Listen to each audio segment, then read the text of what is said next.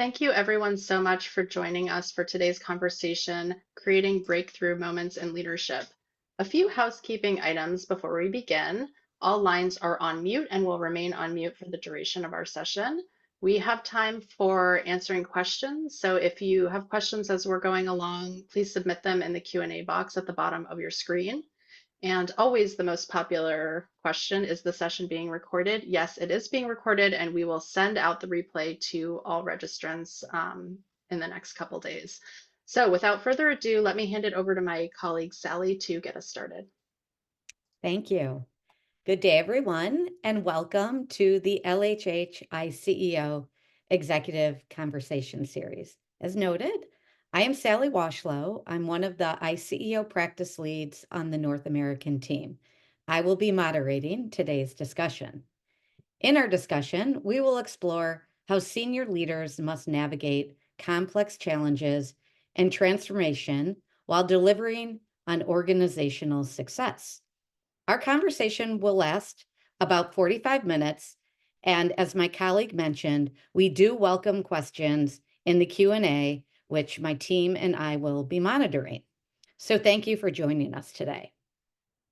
Today's leaders face an increasing complex operating environment on top of delivering to the growing expectations of stakeholders in an uncertain world.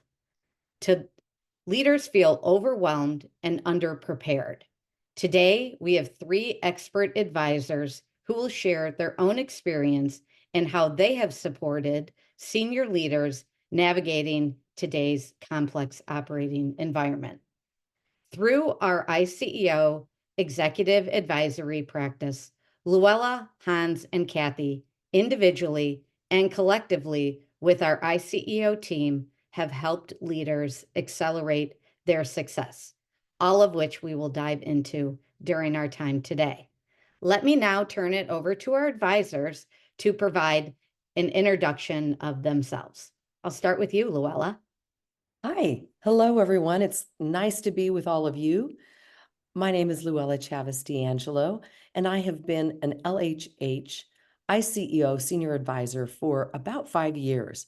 I have just proudly accepted my 65th mentee mentor, and I absolutely love this work, and I'll tell you why in just a minute. I have a background in communications, having served as the Chief Communication Officer at Western Union, United States Olympic and Paralympic Committee, and various leadership roles at the University of Colorado. I've also served as a permanent and interim nonprofit CEO to 3 different nonprofits. Today, I love being at LHH because it allows me to take all of the experience I've had in those jobs, leading people, discussing problems, leading through change, and developing innovative strategies, and helping you and your leadership teams do it now. So thanks for having me. Thank you. Hans, can you share your experience? Absolutely. Good morning, good afternoon, everyone. Thank you so much for joining. And Sally, thanks for having me on this panel conversation alongside Kathy and Luella. So my name's Hans. I have had the privilege of having an international career across Europe and the US for the last 30 plus years at some of what I think some of the most reputable companies. My most recent company was Starbucks. Prior to Starbucks, I worked for Johnson & Johnson. And prior to J&J, I worked for Procter & Gamble. For the last couple of years, I have a portfolio career, as people tend to call it, which comprises a number of angel investments, a number of board roles on publicly and privately owned companies, both in Europe and the US.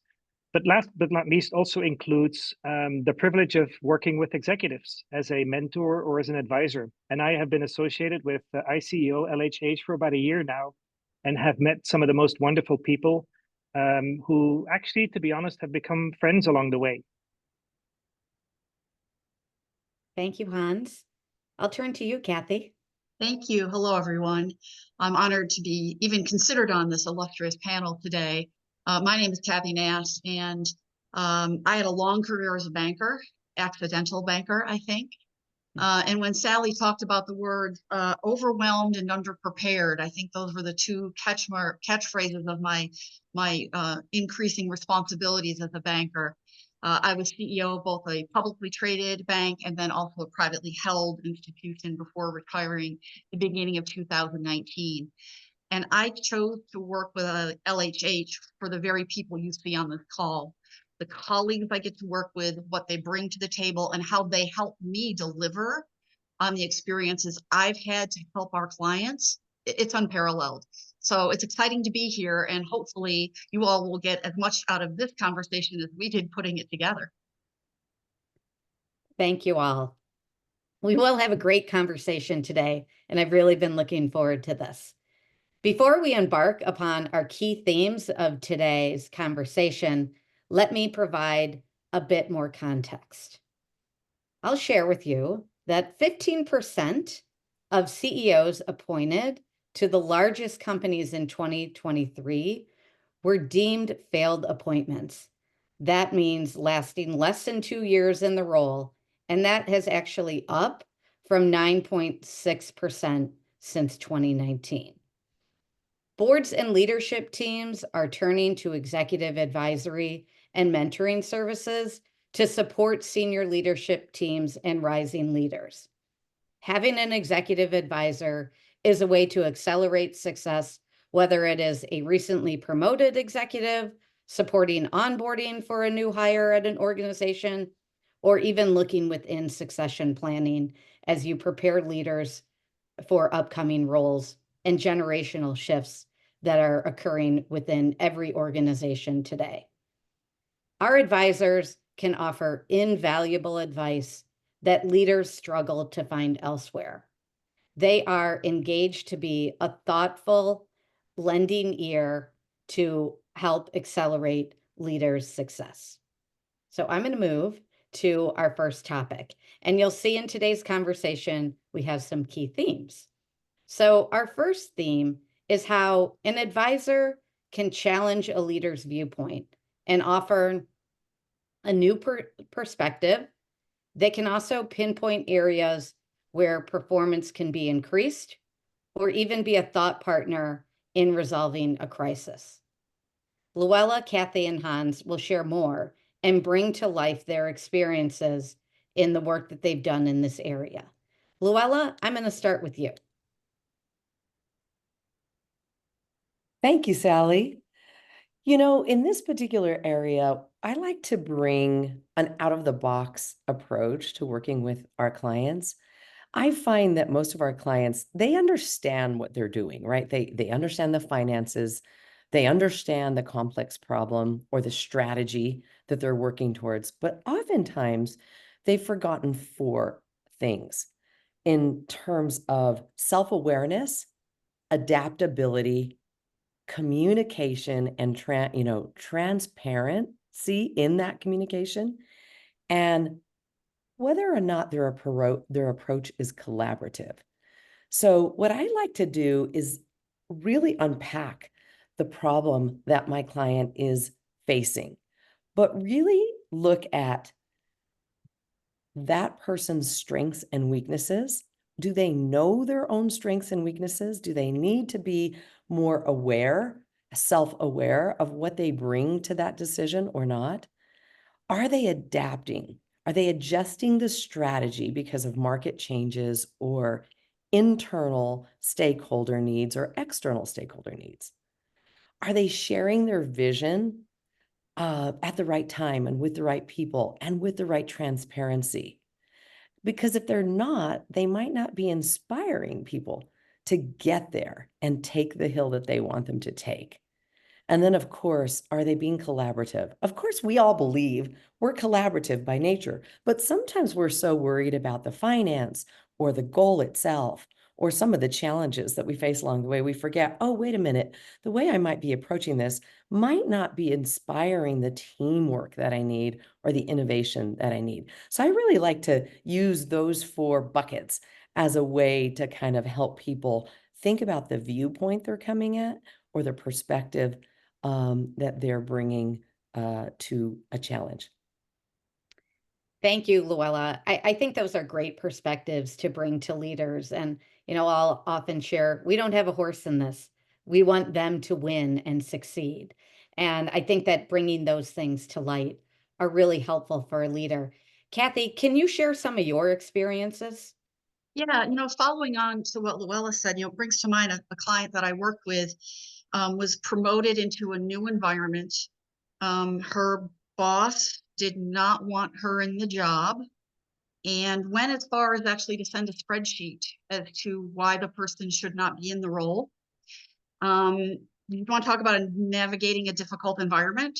Yeah. And the person I worked with, she was great. She had the skill set, the knowledge, the background, the competency, but she was in a position where it was kind of hard for her to know who the sharks and the dolphins were in the ocean with her. So was she and I really focused on how do we figure that out? How do you show up authentic to yourself, but knowing you are facing a pretty ugly headwind here? And how are you going to overcome it? Because Sally, to your point, I got no stake in the game. I want her to be successful. So we had some pretty hard conversation about showing up to someone who's losing their temper with you, is treating you bad in front of your peers. What do you do about that? So, really we focus, in this instance, I focus on very specific around transparency, communication, and really environmental navigation, if that's even a phrase. I think you've also often shared, Kathy, we're supporting the navigating the environment Right. that you have either been hired or promoted into as well. Hans, can you share some of your experiences with supporting leaders in this realm? Absolutely. First of all, Sally, I completely resonate with the statistic that you started this theme off with, because it's another, I think, proof point of the fact that no company will ever outperform its leadership.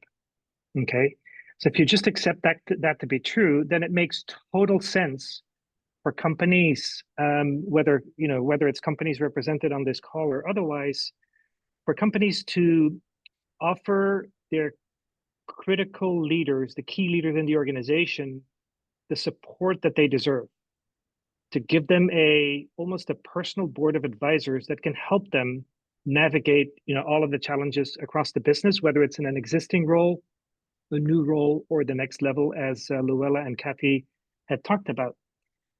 And here's what I think we bring to the table. I think people like ourselves, with all, and I say this in all humility, we can advise, mentor, or support these executives with what I would call empathy and credibility, because we've been in their shoes. Okay, we have been through similar inflection points. We've been through a merger and acquisition. We've been through a promotion. We've been through a reorganization. We've been through a difficult corporate landscape to navigate. And for people like us to tap into our, I'd say, reservoir of experiences, whether it's whether it is as an executive team member, whether it is as a board member, whether it is as a functional leader or a business leader, or a combination of all of the above, again, gives us the a roster of experiences, successes, and failures that we can tap into to help these executives and to serve as a member of their personal board of advisors. Thank you all for sharing. Hans, I want to take a little deeper dive into how we share our experiences as well. And I think you've shared as well how we can transfer some of these skills across industries as well, and how we can be helpful. Could you share a little bit more on that with Oh, us? absolutely. Absolutely. It is so common for people to say, my company is unique. And there are a few things that I disagree more with, because name any company or name any industry for that matter that is not facing a challenge or an opportunity of growing top line or bottom line. Name any company that is not facing an opportunity or a need for greater innovation. Name any company that would not say talent is so key and of such utmost importance. And that right there, and there's so many more examples that I could cite, but that right there, I think, focuses the conversation with any client or any mentee, whatever our relationship might be, focuses those conversations on the similarities across companies or the similarities across industries, and allows us to say through through the power of the question, through raising a question, or to get people to think and look at any business riddle or any business situation from a different angle, to by referencing or by using examples that we might have seen in our respective industries, and then along with with the other people, look at how they might transfer or not to their given situation, company, or industry. Does that make sense? It absolutely does. And I love your theme of we help solve business riddles. Yeah. I think that is a great theme. Kathy, Luella, anything else to share from your perspective on how we're supporting leaders in this realm? Yeah, I think, Sally, to follow on to what Hans said, the job is so isolating sometimes. And I think what we bring, and I know we're going to talk a little bit more about this, but I think what we bring is it's the empathy.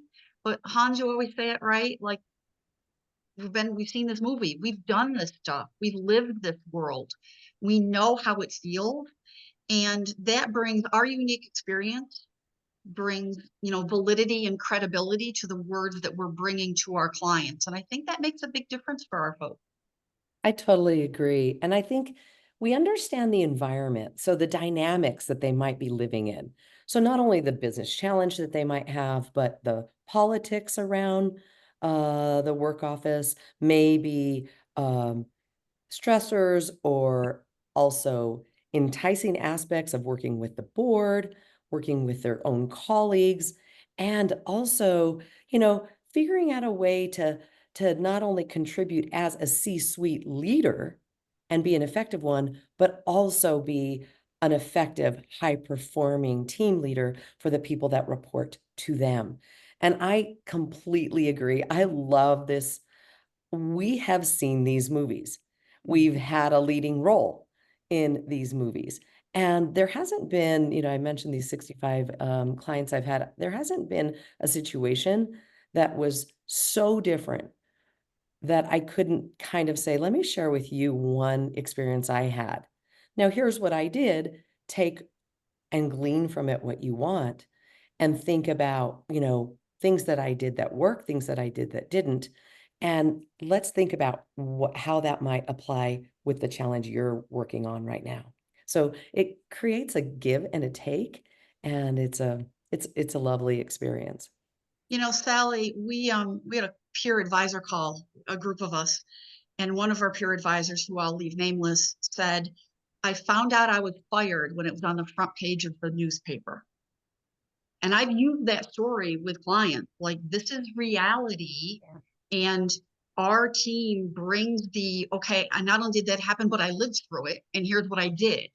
Yeah. And, and I think it's kind of the uniqueness we bring to our clients is it's not just been there, done that, but wow, some of our advisors have been there and done that.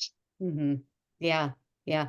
These are all great things to bring to light, and that it's a great segue to our next topic. So thank you for sharing. Leaders often feel lonely in their roles, and they're often unable to share what they're working on. Quoting one of my favorite journals, HBR, they reported that half of leaders felt lonely and 61% believed it hindered their performance. So oftentimes, working with an advisor, a leader can share ideas before presenting them to the board or their peers or other leaders within the organization. An advisor can also help navigate trade-offs. And furthermore, in this HBR article, it stated that receiving, advising, and mentorship, 69% felt that they made better decisions. Kathy, I'm going to turn to you first to share how your experience of working with leaders has helped accelerate their success. Often if you're in a leadership role, whether you're a new hire or you're promoted, there's a bit of a sense of, I got to prove, right? I got to prove I know what I'm doing. I got to prove I'm bringing value. And sometimes that can derail your success. And, I'll give you a simple example. Working with a client, and they had been newly promoted into a role, just as I just described, and they were working on the strategic plan for their line of business in this example. And it was a bit of a tough environment. And I talked about, how have you pre-sold your strategic plan? And he was like, what? I'm going to go just present it. It is what it is. I said, no, you're going to schedule a meeting with all your peers and all your stakeholders and anybody who cares. And you're going to give them a preview, and you're going to ask their feedback, and you're going to talk about what you could do to be more effective and improve on the execution. This is a quote. He said, well, why would I do that? And his response was, well, I know my business, so why would I ask for help? I said, you're not asking for help. I said, in my experience, when you do a pre-sale like this and that big meeting occurs and everyone's sitting around the table, and the people that you spent time with and asked their opinion and valued their feedback, when you present, they're going, I knew. He asked me. I'm important. And I said, no, of course you can't do it without being sincere. Oh, and by the way, he did it. He held all those meetings. He made beautiful tweaks to that strategic plan, and it was fully embraced and accepted, versus the feeling that he was going to shove it down people's throats because he knew. And that is a subtle but very strong distinction that our experience brings, because you know what? That could have ended badly. But he trusted me enough to have the conversation, and we went through the material, and then trusted me enough to act on what my suggestions were. And I think that one of the reasons we can be helpful is because we've made the mistakes in some cases. Not me personally. I'm sure someone Not else. you, no, but other people. Yeah, right. No, and the experience and living through some of your own mistakes, we often want to guide people around those. So thank you for sharing that. Luella, would you add some of your experience here? Yeah, I think it's oftentimes an expectation, I don't know why, that the higher we move up in our careers on the ladder, so to speak, the more solo we should be in terms of preparing our plans, making recommendations, making our decisions. And really that is not the case. There might be this unsaid rule that, you should be smart enough now by the time you've made it, apparently, to the C-suite. You don't need, or you shouldn't have to get other opinion. I wholeheartedly disagree with that. I think good mentoring, good executive coaching means that we are a sounding board. And whether you have a formal package or you don't have a formal package, if you're an executive, you should look to find a sounding board. Either it is a coach, a formal coach, or it's someone you've long admired. You want somebody who has been maybe in the C-suite, has worked their way through corporate issues, organizational complexities, and somebody who really has dealt with the unintended consequences. I really like to be a sounding board for my clients and help them think about how what they're about to do or about to say, or the decision they're about to share, is going to resonate.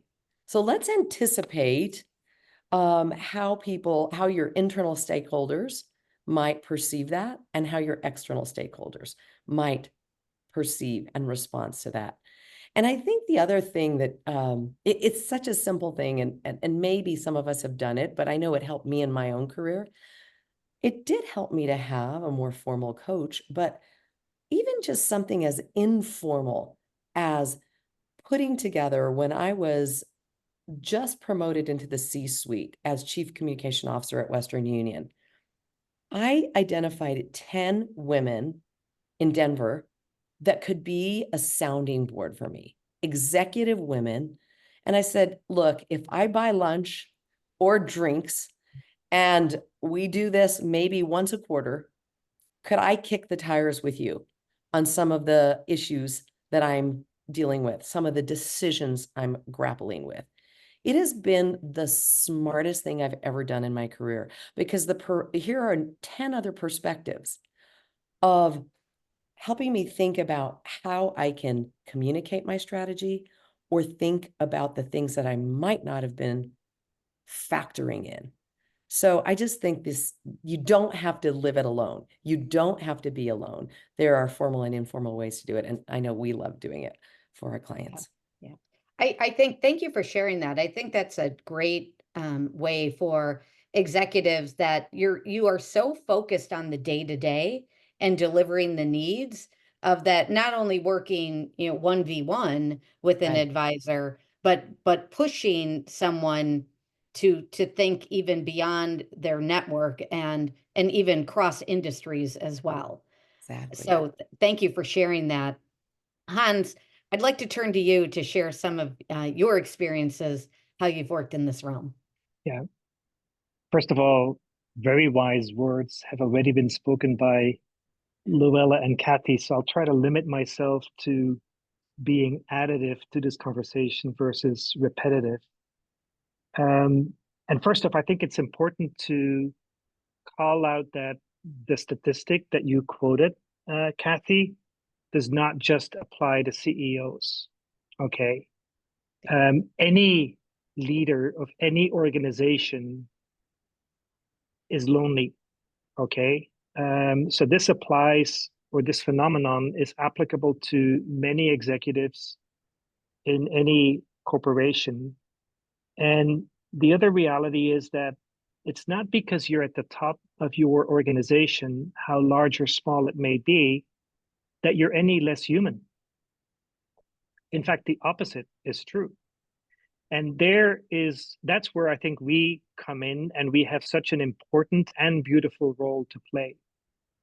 I talked earlier about us having the ability to work with, executives with empathy and with credibility.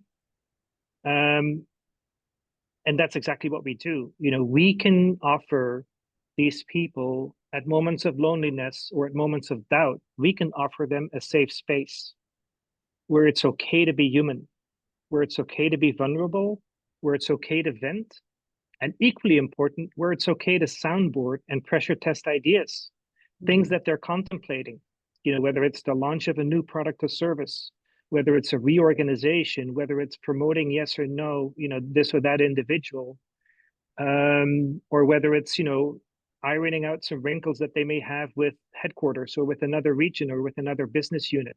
Okay. We can provide that safe space to soundboard, pressure test, look at different perspectives, and then equally important, help them recharge their batteries and be ready for action the following day. Thank you. This brings great perspective, and I think we'll move on to our next theme. Is another way that we have supported senior leaders is how they navigate risk and hold themselves and their teams accountable and providing a reflection upon themselves. Here I go with my quotes again. Quoting HBR again, 84% of CEOs credited mentors with helping them avoid costly mistakes.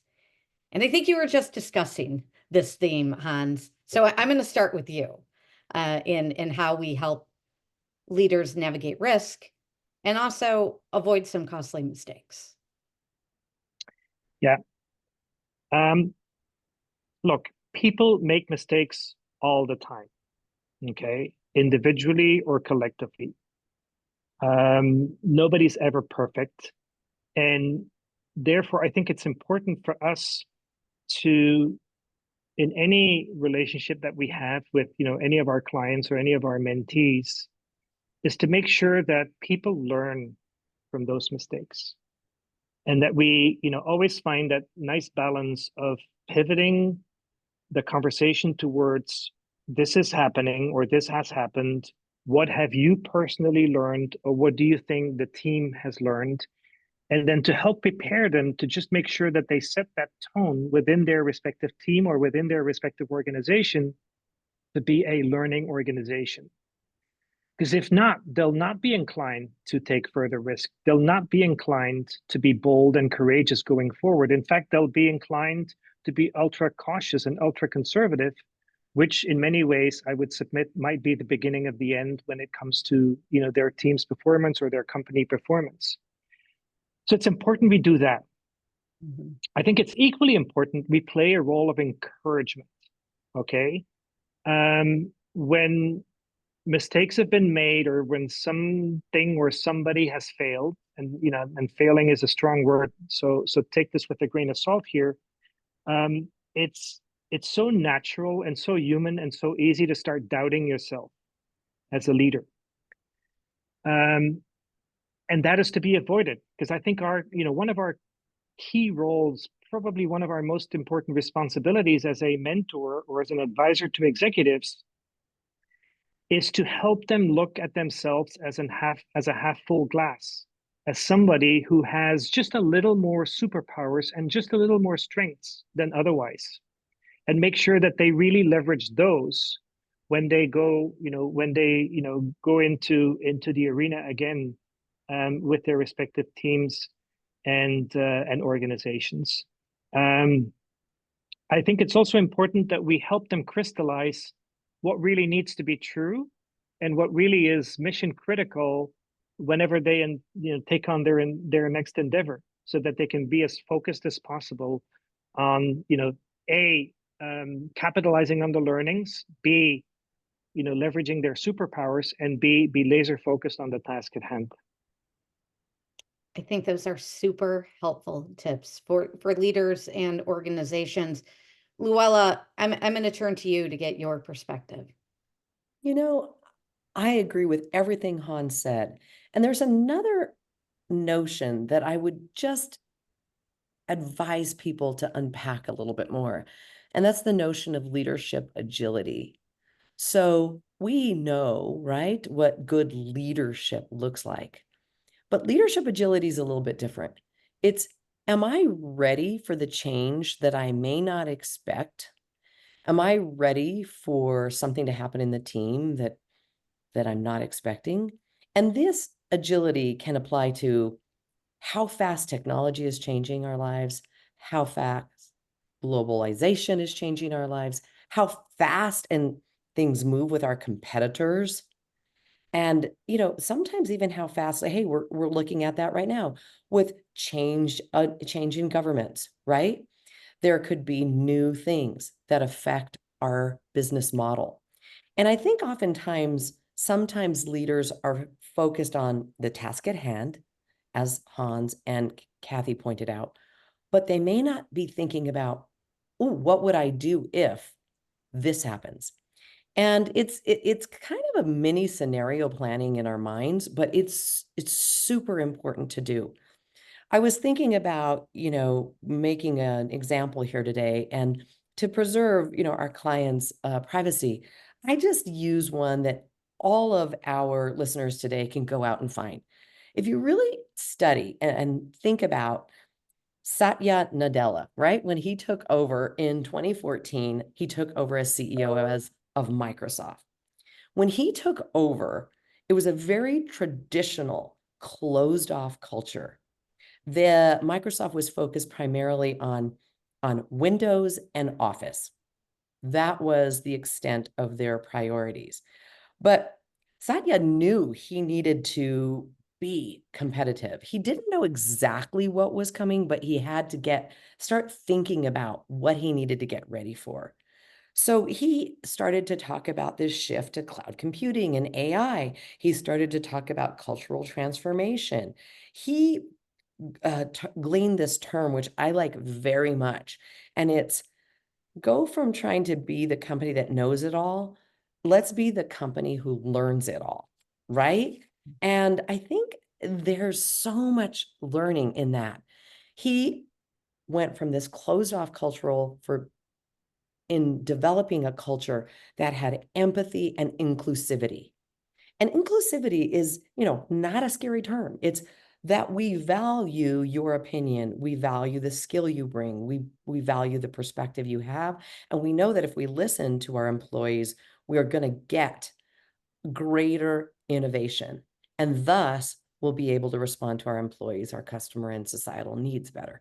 So I think this concept of helping, I like to help my clients think about how they can be not only a better leader, but really be ready to lead and be agile as life is changing, whether it's a pandemic or something else, right? Let's be ready for it.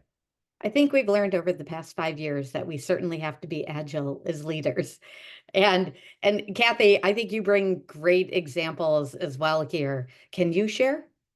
Yeah, one of the things that I like to have the clients I'm honored to work with go through is, so when you're thinking about risk and navigating the risk, who are really the stakeholders in what you're trying to achieve? And there's obvious ones, right? And we're all going to name them, but there's also less obvious ones. And I have them go through a two-part exercise. The part one is, well, who are the stakeholders? What do they want from you? That's the first question you have to answer. What do they want? And then second, if they told you what your blind spot was, what would they say? And coupling those two thoughts, and again, this is done only by the client, this is not a survey.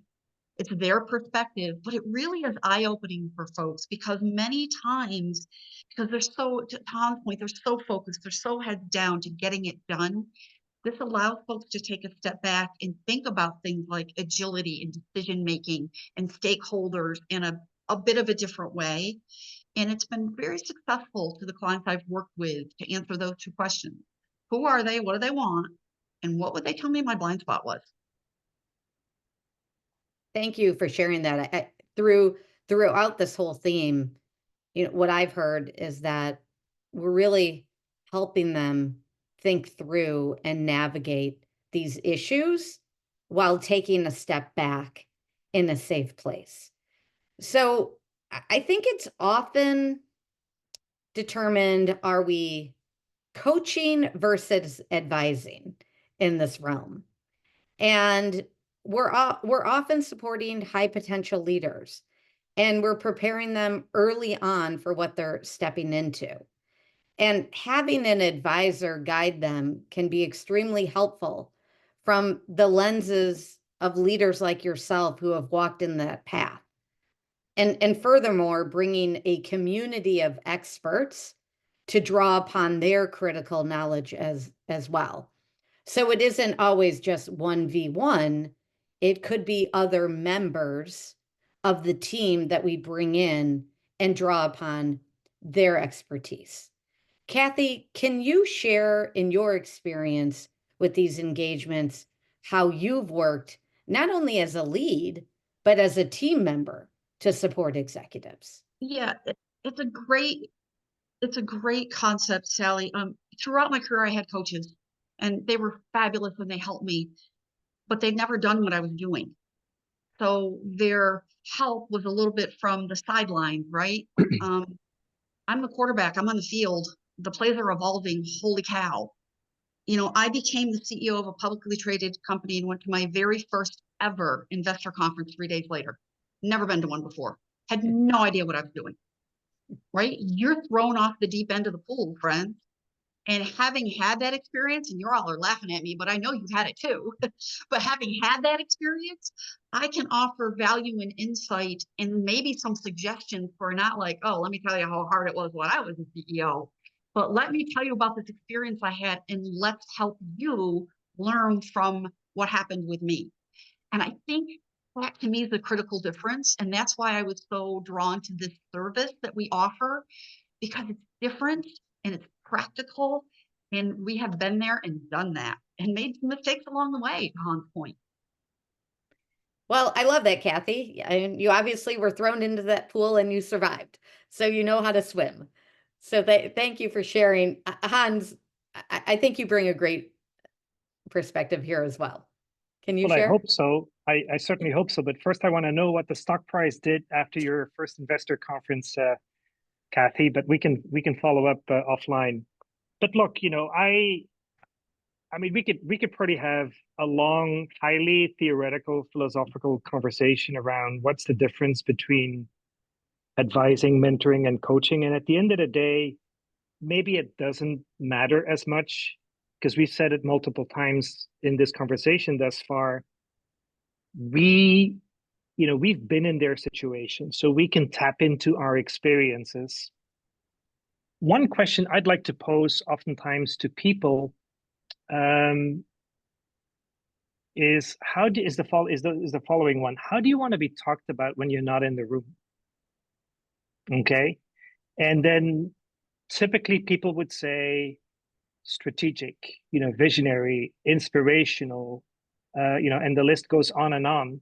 What I then like to do is to start from, that word cloud, so to speak, and then, compare and contrast that with, that last board meeting that they attended, or that last presentation that they did, or that last town hall that they hosted, or the last, business plan that they presented, and really help them think out loud, or ask them to think out loud on whether they showed up that way or not.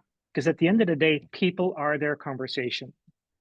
And so if somebody wants to come across more strategic and therefore be seen as a critical leader in the company, or better yet, as a high potential leader in the company, we can then help them with their storytelling. We can help them with how they show up. We can help them with where they focus versus empowering their team to focus, so that the roles and responsibilities are nicely and evenly distributed across the organization.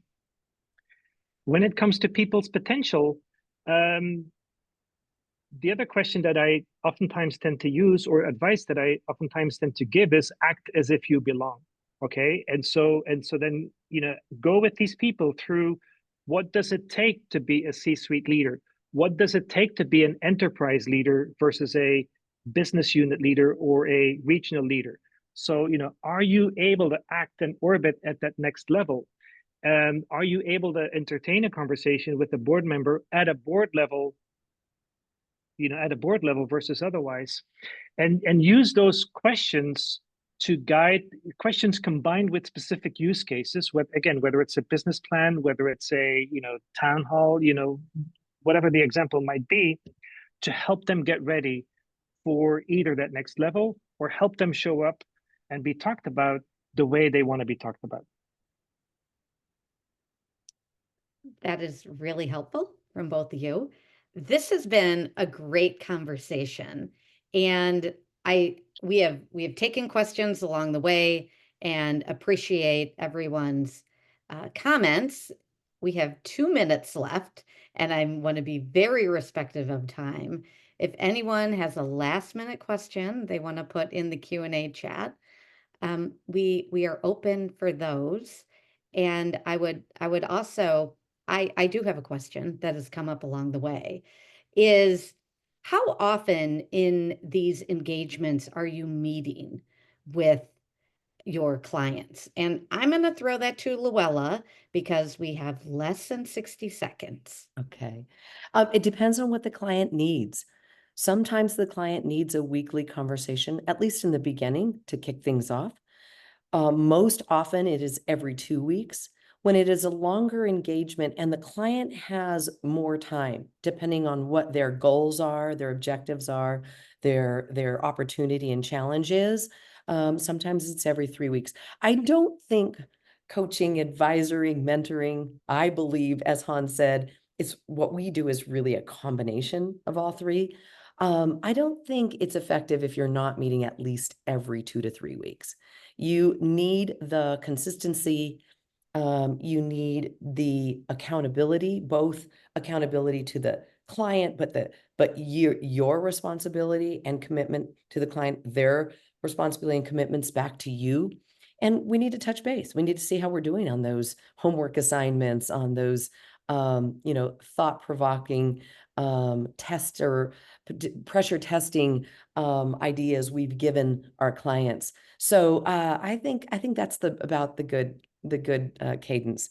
I just want to add one other thing, Sally, that I think was so important. Back to your original question, it is important too, just because we are advisors and mentors, doesn't mean that we don't pull in who we need. And we have a huge bench, obviously, of subject matter experts at Lee Hecht and Harrison. But even if you don't have a formal arrangement with LHH, you can pull in subject matter experts in your own worlds. So don't forget to do that when you need to. You need somebody's opinion on finances, go get the best financier you know. You need somebody's opinion on building, dynamic and worthy cultures, go find it. So just don't forget that as well. Yeah. Well, thank you all for your time today. We're a minute past. I appreciate all of our advisors and those of you that joined us on the call today. Please reach out to any of us or anyone on the LHH team if you have further questions. I hope that today you found that an advisor can have a very relevant role in a leader's experience, tailored with our insights, our emotional support, and practical advice to speed up their development and improve performance. So everyone have a great day, and thanks for being with us today.